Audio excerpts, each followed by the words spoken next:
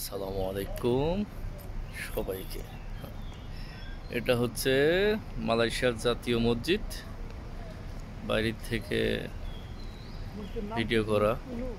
মসজিদটাতে একসঙ্গে 15,000 লোকের জামাতের নামাজ পড়ার মতন ক্যাপাসিটি আছে এবং ভিতরের খুবই সুন্দর। ফজরের নামাজ আদায় করলাম আমরা এখানে, তারপরে সেই বিরতহীন ছুটে চলা।